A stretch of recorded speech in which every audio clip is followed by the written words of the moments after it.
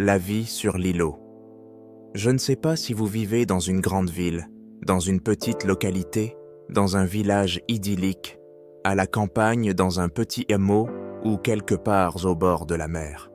Après tout, nous, les humains, vivons partout, dans des villes désertiques, au cœur de la jungle, voire dans des stations polaires, au milieu des glaces éternelles. À l'avenir, on prévoit même de construire des villes entières, sous l'eau et d'établir des colonies sur la Lune et sur Mars. Nous en serons témoins. Certaines personnes vivent sur des îles. Il y a de grandes îles, comme l'Australie, l'Angleterre ou l'Irlande, puis des îles plus petites, comme les îles Canaries ou les îles Bretonnes, et enfin de minuscules îlots que l'on appelle des îles de marée. Sur certains de ces îlots, il y a tout juste de la place pour une maison et une grange, quelques champs tout autour, un petit potager, et c'est tout. Un pas de plus, et on tombe à l'eau. Sur un tel îlot, il n'y a bien sûr pas de gratte-ciel, mais au contraire uniquement des maisons de pêcheurs très basses, et ces maisons accroupies doivent fournir un travail herculéen. Un îlot est exposé de tous côtés au vent de l'Atlantique, et la mer déchaînée fait particulièrement rage lors des marées de tempête. À quoi peut bien ressembler la vie sur une île aussi petite ? On pourrait penser qu'il est difficile d'imaginer un endroit plus isolé et plus inhospitalier. Mais il y a des gens qui voient les choses tout autrement. Le mieux est de demander à quelqu'un qui le sait très bien. Car après tout, le petit Jean vit avec son père et sa mère sur un tel îlot depuis sa naissance. Le monde du petit Jean était presque aussi petit que lui. À peine savait-il marcher que son monde s'arrêtait déjà au bout de quelques centaines de mètres. Ses parents cultivaient un potager pour leur propre cuisine, élevaient quelques poules et s'occupaient par ailleurs de la récolte du sel. Il n'était pas question d'arbres ni d'arbustes sur l'îlot. La mer envahissait trop souvent toute la terre. Le sol était trop salé pour la plupart des plantes, et même pour le petit potager, il fallait aller chercher de la bonne terre végétale par bateau après une forte marée de vives pocos. Parfois, surtout en été et pendant les vacances, un petit bateau amenait quelques touristes qui voulaient voir comment les gens vivaient sur un îlot, mais cela devenait de plus en plus rare d'année en année. Après tout, une vie à la Robinson Crusoe n'est pas du goût de tout le monde. Dimanche dernier, un bateau est arrivé avec à son bord un couple et un petit garçon à peu près du même âge que Jean. Jean venait justement d'avoir 6 ans. Pendant que les parents visitaient la maison de la famille de Jean, Jean et Maurice se sont liés d'amitié. Les deux garçons se sont bien entendus dès le début. « Que fait-on donc toute la sainte journée sur une si petite île ?» demanda Maurice, le garçon de la ville. « Ça dépend entièrement de la marée. » La marée ? Maurice ne connaissait pas encore ce mot. « Oui, la marée. Tout dépend de la marée. » Ah, Maurice n'y comprenait comme rien du tout. Jean ne voulait pas lui faciliter la tâche, même s'il le trouvait tout de suite très sympathique. « En fait, voilà, » expliqua enfin Jean. « L'eau s'en va et revient. Tu veux dire la marée basse et la marée haute ? Exactement. Et cela se produit 2 fois par jour. Donc la nuit aussi, bien sûr. Mais toujours à des heures différentes et avec des amplitudes différentes. Par amplitude différente, je veux dire la marée haute, donc la marée. » Puis Jean s'emballa et déversa sur le garçon de la ville tout le savoir qu'il avait appris de son père. Il y a les marées de Morteau et les marées de Vivesey.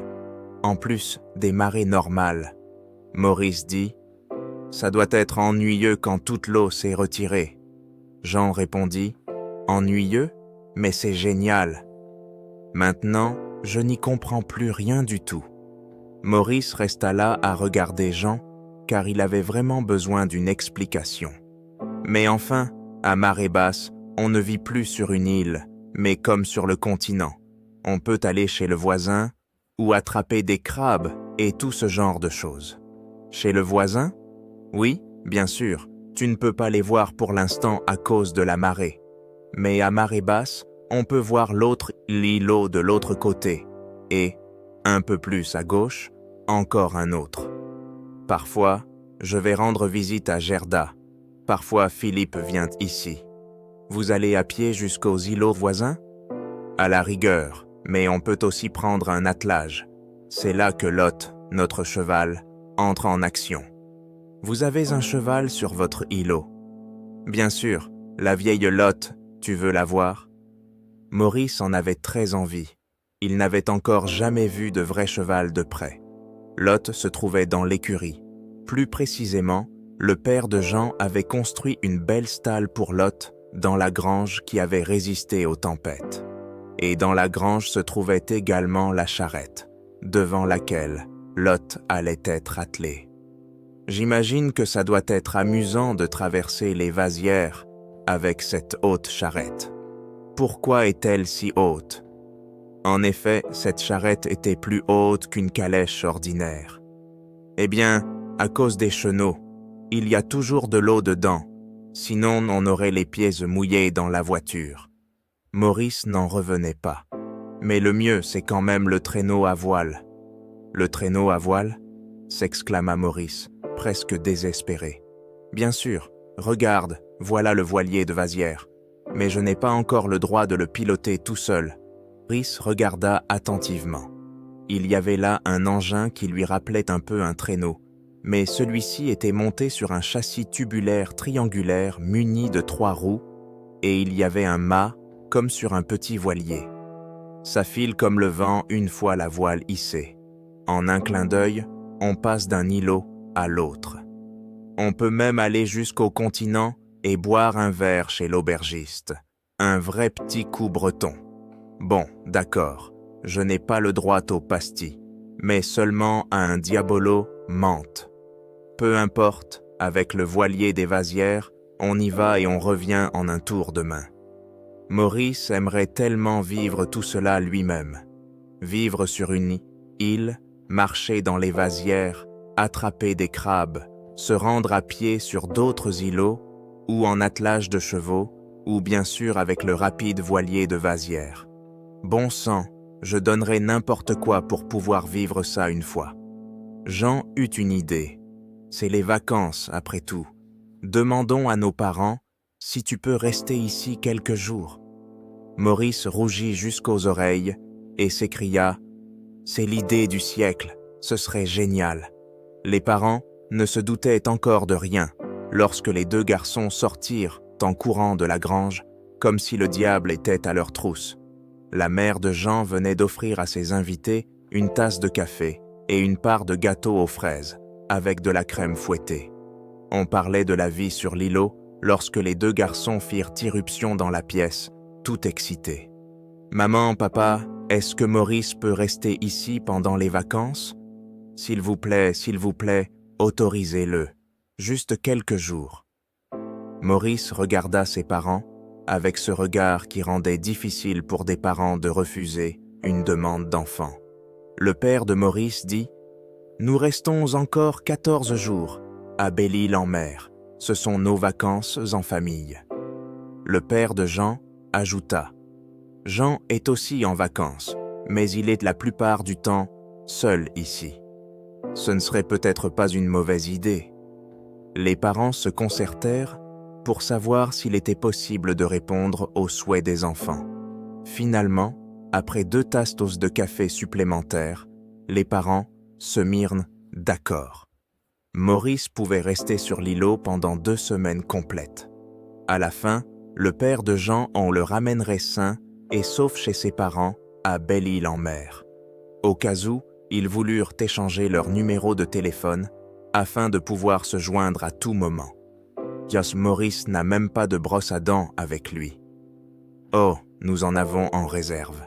La mère de Jean était très pragmatique. Et les enfants, moi pense à peu près la même taille. Jean sera certainement ravi de lui prêter quelques pantalons, des bottes et tout ce dont il a besoin. C'est ainsi que commença la partie passionnante des vacances d'été pour Maurice, et Jean était ravi d'avoir un nouvel ami qui pouvait lui parler de la grande ville. Car Jean, lui, ne la connaissait qu'à travers la télévision.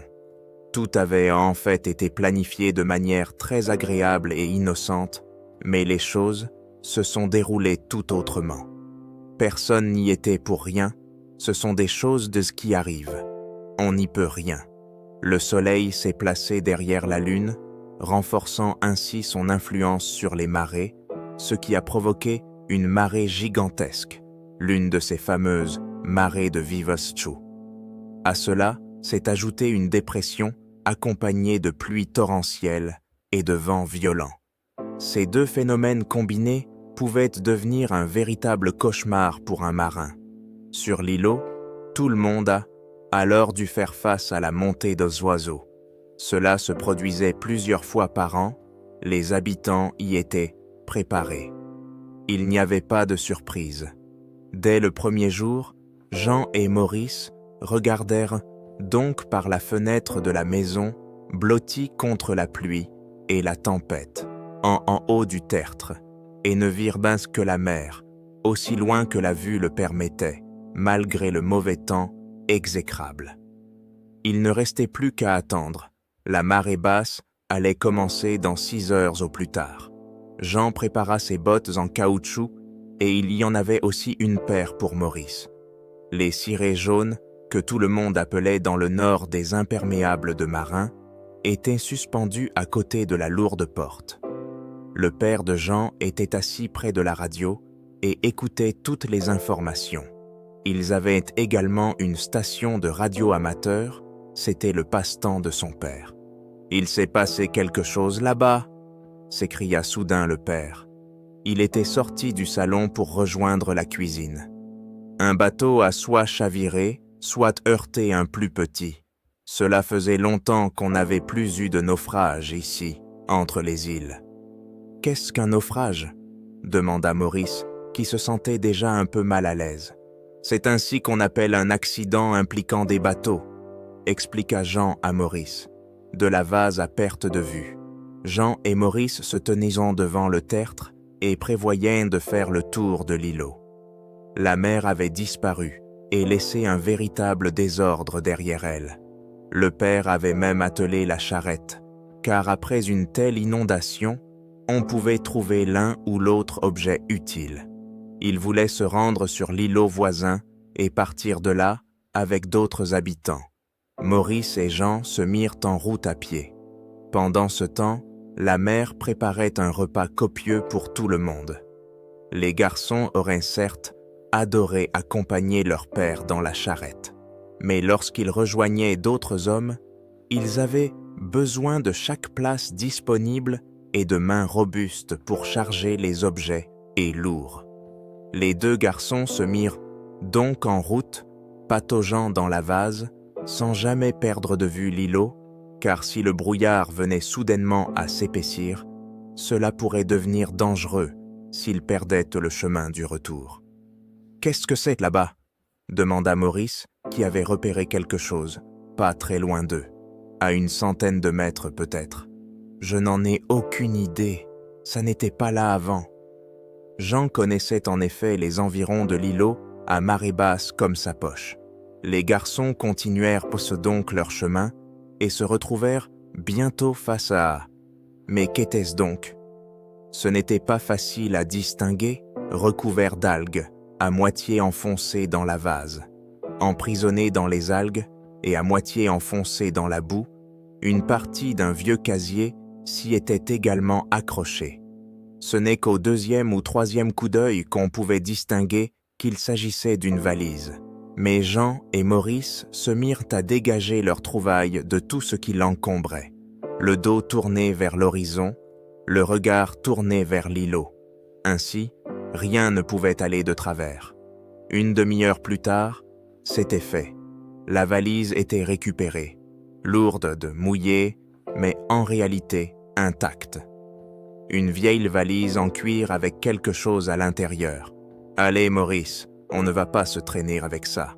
Allons chercher la charrette à bras dans la grange. » Aussitôt dit, aussitôt fait. La charrette à bras avait de grandes roues et était spécialement conçue pour les trajets dans les vasières.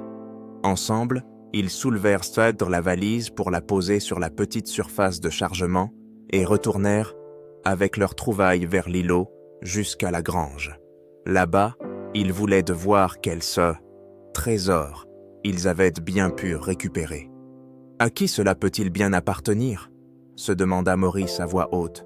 « Pour l'instant, à nous. » Jean en était tout à fait certain. Mais si nous devions découvrir qui en était que le propriétaire, mon père devra essayer de le retrouver. Si toutefois le propriétaire a péri dans le naufrage ou s'il est introuvable, alors ce petit bijou.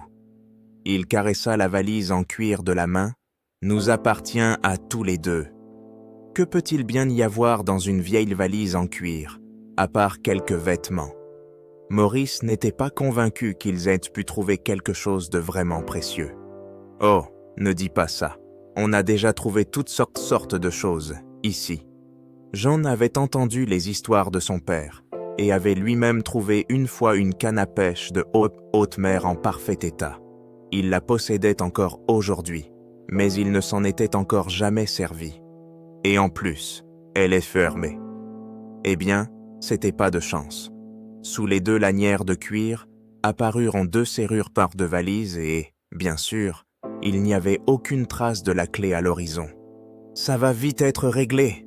John connaissait bien les outils de son père, et, à l'aide d'une astuce et d'un ciseau à bois, il força les serrures, sans hésiter. Plus rien ne s'opposait désormais à l'ouverture de cette mystérieuse trouvaille. Ils l'ouvrirent ensemble et fixèrent son contenu. Ce n'est pas possible. Alors pourquoi est-elle si lourde? Les 2 garçons étaient face à une énigme. La malle était vide, et pourtant, à eux deux, ils avaient eu beaucoup de mal à la hisser sur le plateau de la charrette à bras. Il y a quelque chose qui cloche. Jean avait repris ses esprits. Il referma le couvercle de la valise en cuir avec difficulté et tenta de la soulever seul. Mais il n'y parvint pas. Ils rouvrirent alors leur trouvaille, s'agenouillèrent devant et palpèrent le fond, les parois latérales et le couvercle de la valise. Voilà la solution de l'énigme, un double fond. Maurice sentait clairement que le fond, le couvercle et les parois latérales avaient été trafiqués. « Attends, je vais chercher un cutter. On va découper la doublure avec précaution. » Jeanne disparut à nouveau dans la remise à outils de son père et en ressortit peu après, avec un cutter jaune. Il découpa la doublure de la mallette et les enfants furent pour le moins étonnés.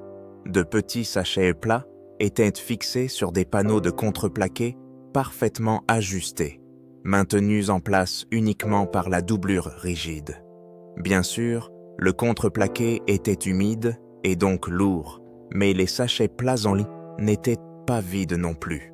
Maurice en détacha un et l'ouvrit avec le cutter, puis il en versa le contenu dans sa main. « Des perles !» s'écria-t-il.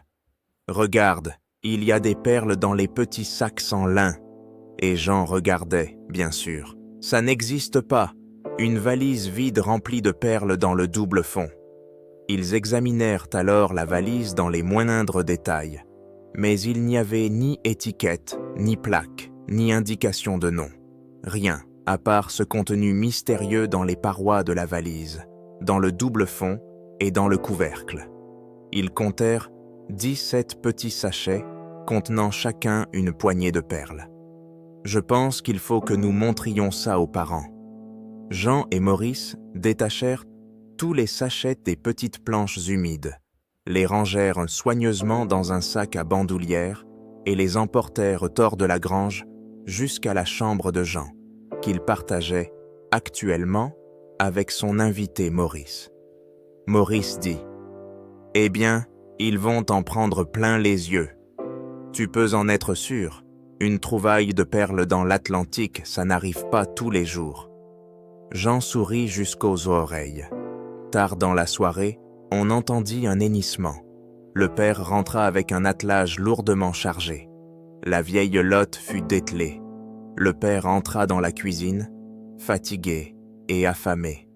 Dans cette maison, la cuisine était le cœur de la vie. C'est là que l'on se réunissait, que l'on cuisinait, que l'on mangeait et que l'on bavardait. Parfois, on somnolait ou l'on tricotait sur le banc près du poêle. Seuls les lits se trouvaient à l'étage, sous les toits, dans leurs chambres. Et bien sûr, juste à côté de la cuisine se trouvait le salon, mais celui-ci était plutôt rarement utilisé. Les garçons débordaient pas d'impatience, car ils avaient des nouvelles, mais ils s'étaient mis d'accord pour ne rien dire dans un premier temps et voir comment allait leur père. « Eh bien, tu as l'air complètement épuisé. Que s'est-il passé ?» demanda la mère en entamant la conversation devant un ragoût bien chaud. Peu à peu, le père se mit à raconter. Il y a effectivement eu un naufrage.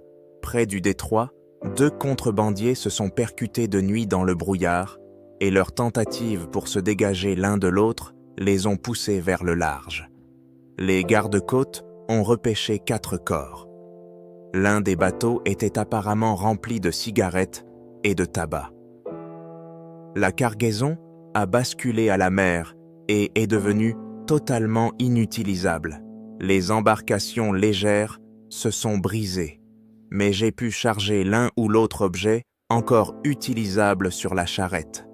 Il faudra que nous examinions tout cela tranquillement demain. Le père continua à manger, puis il regarda les garçons silencieux qui, curieusement, ne posaient aucune question. D'habitude, Jean le bombardait de questions et de remarques et voulait tout savoir dans les moindres détails. Mais rien. Cela semblait suspect au père. « Et comment ça s'est passé pour vous deux? Vous vous êtes promenés dans la vase? »« Oh, pas très loin. On voyait encore bien la butte. » Les enfants sourirent. « On a juste trouvé une vieille valise. Elle était vide, en plus. Enfin, presque. » À présent, ils tenaient leur père en haleine. « Presque vide? Une vieille valise? Ouais, papa, elle est dans la grange, on l'a ouverte.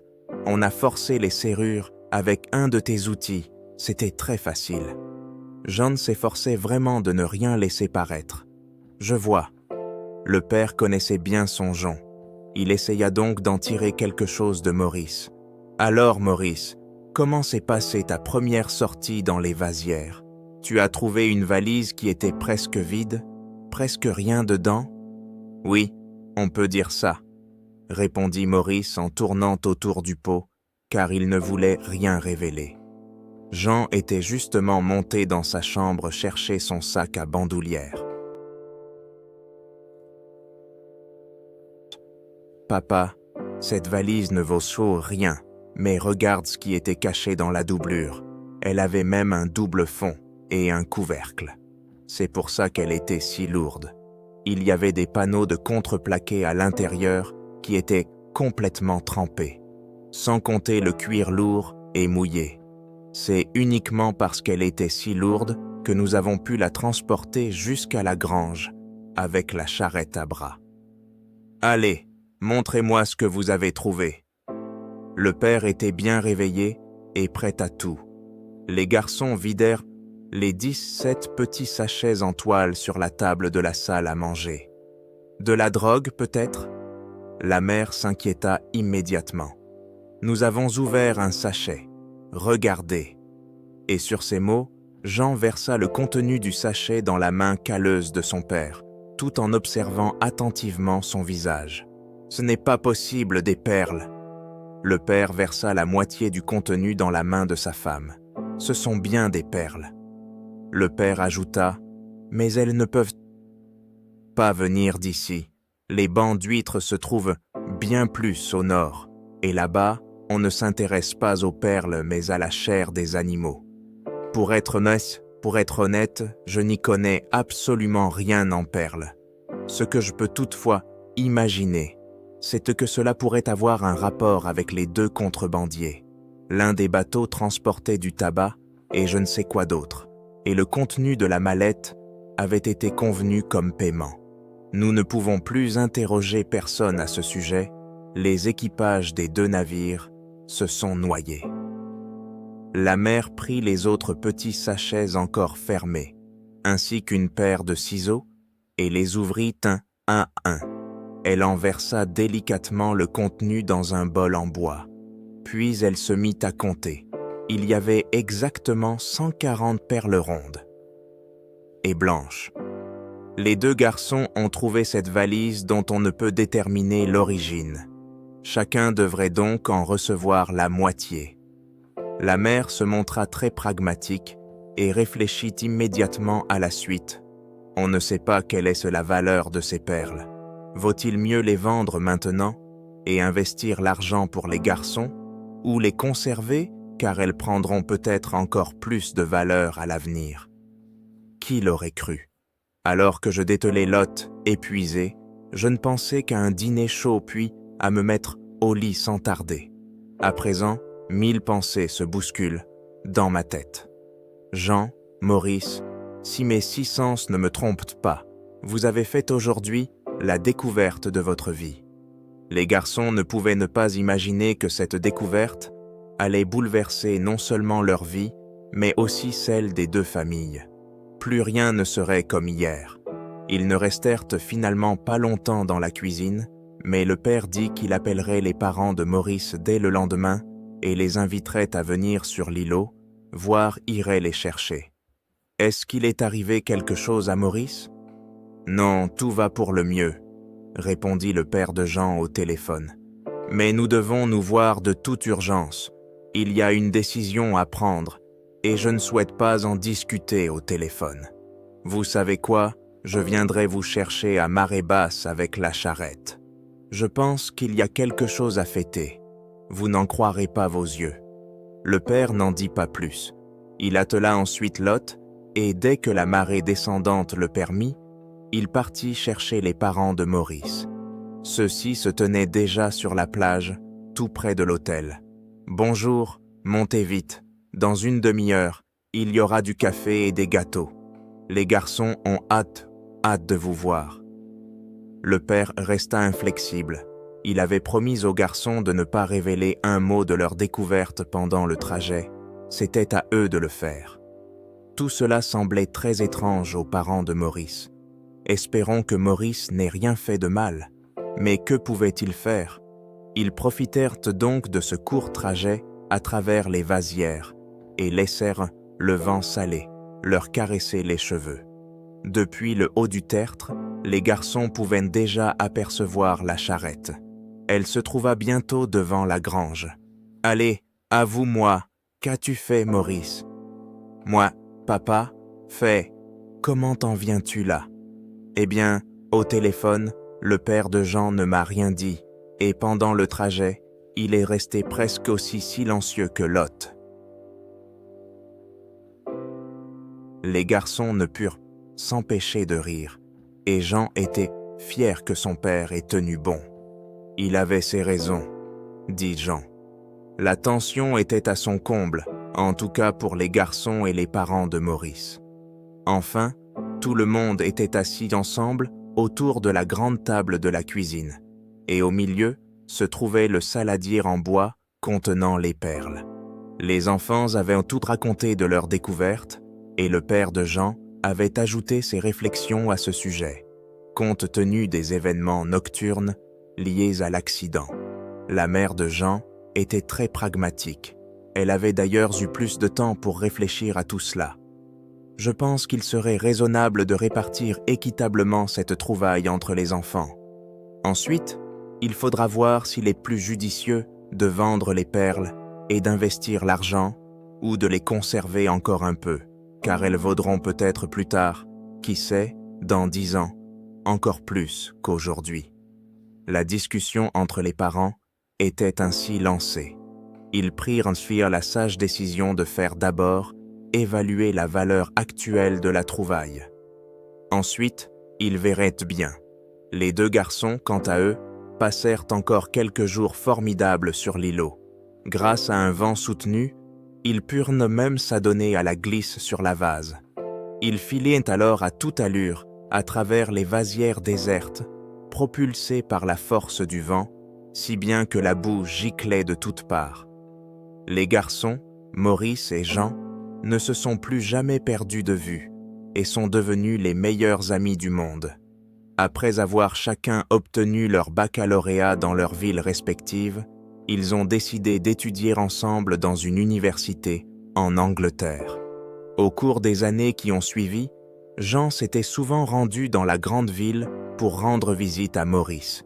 Et qui l'aurait cru, aujourd'hui, ils sont tous deux propriétaires de l'une des plus importantes entreprises d'importation de perles de culture en Allemagne. C'est ainsi que de petites rencontres ont souvent un grand impact. Et voilà, on arrive à la fin de notre conte pour aujourd'hui.